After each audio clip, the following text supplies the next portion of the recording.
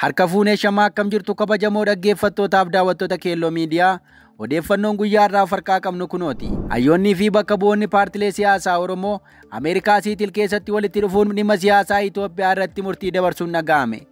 Hayyoonnii fi bakka bu'oonni paartilee siyaasaa Oromoo adoolessa 19 bara 2025 horni konverzeeshinii irratti kallattiin marii taasisaa turan bu'uureffachuun kaleessa adoolessa 31 bara 2025 Ameerikaa magaalaa Siitil keessatti qaamaan wal ga'anii marii bal'aa adeemsisuun murtii garaa garaa dabarsaniiru. Marii kanaan koree qindeessitu tokko hundeessuudhaan murtoo Siitil jedhamee akka waamamus murtii dabarsaniiru. Haaluma kanaan hoogganaa olaanaa ABO Jaalmarroo Dirribaa dirree irraa kallattiidhaan waan marii irratti hirmaateef hirmaattonni marichaa galateeffataniiru.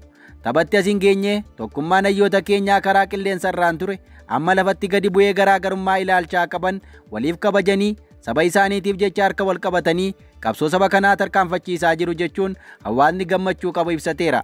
Tokkummaa sabaaf jecha dantaa dhuunfaa fi garaagarummaa yaadaa waliif kabajanii waliin deemuu kanatu waggoota 7 kana dhabame ka jedhan hawaasni sabni keenya rakkoo hin taane seenee ture amma kana hubatanii hayyoonni keenya bakka jiran irraa walitti dhufanii qabsoo amma itti jiramu kana tarsiimoon qajeelchuuf walii galuu isaanii himameera.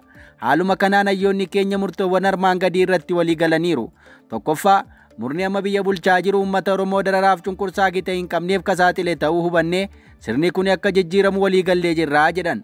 Sirni kun gochaa fi imaammata farra Oromoo raawwachaa maqaa saba kanaa jalatti dhokachuuf yaalii inni godhu cimsinee ni balaaleffannaa.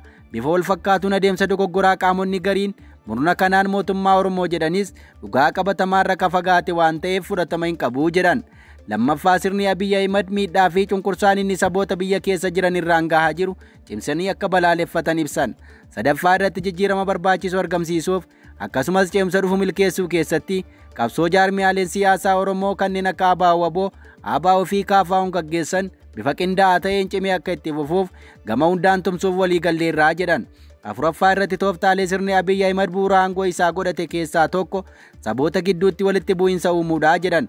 Keessumattuu uummata Oromoo fi saboota ollaa biroo gidduutti wal shakkii fi wal dhibdee uumuu irratti ka xiyyeeffate ta'uu hubannee saboonnii fi lammiileen biyyattii yeroo kamuu caalaa tumsa yeroon gaafattu tolfachuun sirna hamaa kana akka ofirraa buusu waamicha dhiyeessinaa jedhan.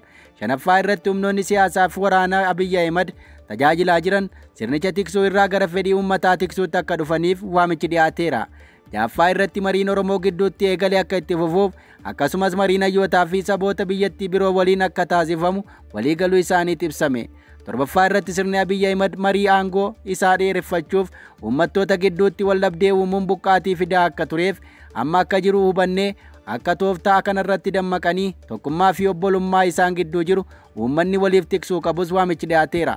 Saddeettaffaa irratti sirni Abiy Ahmed badiiwwan armaan olitti tarreeffaman uummata Oromoo dabalatee sabootaa fi lammiilee biyyattii hunda irratti raawwachaa akka inni jiru hubachuun biyyoonni ollaa Itoophiyaa hawaasni dhaabbilee idil-addunyaa jijjiiramaa fi ce'umsa dhufaa jiru milkeessuuf dhiibbaa barbaachisu akka taasisan waamicha dhiyeessinaa jedhan. Dhumarratti qophii fi karoora jiru milkeessuuf marii eegalame kana galmaan ga'uuf koree qindeessituu tokko hundeeffachuu isaanii himaniiru. Oduu itti aanuun mootummaan xiyyeeffannaa isaa jijjiiruuf daangaa irratti walitti bu'iinsa uumaa jira jechuun ajajaan olaanaa ABO ibse. Kaleessa galgala haara yeroo ilaalchisuun karaa miidiyaa irraa biyyaalessa Oromiyaa haasaa akka taasise ajajaan olaanaa ABO Jaalmarroon dhimmoota hedduu irratti dubbateera.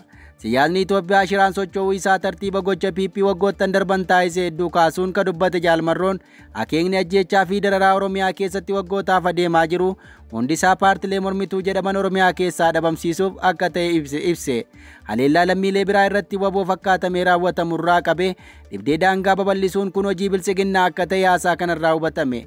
Dhimmoota butamuu warraaqsa Oromoo ka bara 2018 irraa kaasuun hanga waa'ee gaaffii ulaa galaanaa Itoophiyaa irratti ajajaan olaanaa ABO Jaalmarroon gochaawwan Oromiyaa keessatti caasaa mootummaan raawwataman hedduurraa akka dubbate himameera. Akkuma kana waa'ee tibbana Oromiyaa kutanii qaamolee Somaaleef laachuu irratti deebii ka kennan hoogganaan olaanaa waraana bilisummaa Oromoo kun waan furmaata jedhamus akeekanii jiran. Sochii qeerroo bilisummaa Oromoo bara 2018 qabsoo Oromoo fiixee goolabaa irraan ga'e humnoota OPDO'n butame ilaalchisuudhaan dhimmoota hedduu ka yaadachiisan Jaalmarroon akkaataa waboon Eertiraa galee adeemsa keessa shira mootummaan bittinee osoo hambisiin hoogganaan kun irraa dubbateera. Abiy Ahmed abjuu aangoo irra turuu akka qabu haasaa kanarraa kan hubatame yoo ta'u kana dhugoonfachuuf Oromiyaa keessatti caasaa namoota ajjeesan ijaarrachuun hojjetaa akka jirus ibsame. Bulchaan Itoophiyaa ammaa kun shira adda addaa fayyadamuun tooftaa na baasa jedhutti dhimma ba'uun aangoo dheereffachuuf hojjetaa jira jechuunis ibse. Itoophiyaa keessatti caasaan ajjeechaa mootummaan ijaarame namoota jajjaboo ajjeesuu kadhoksaan namoota dhabamsiisuu hundaa'ee bulchiinsa Itoophiyaa ammaa keessa akka jiru himama. Caasaan kun koree nageenyaa akka jedhaman miidiyaaleen idil addunyaa Reuters dabalatee dhaabbileen mirga namoomaa ibsaa turaniiru. Oduu keenya birootiin naannoon Somaalee lafa uummata Affaar bulchiinsa ofii jalatti hoogganuuf murteessuun mormitoota Affaar dheekkamsiise.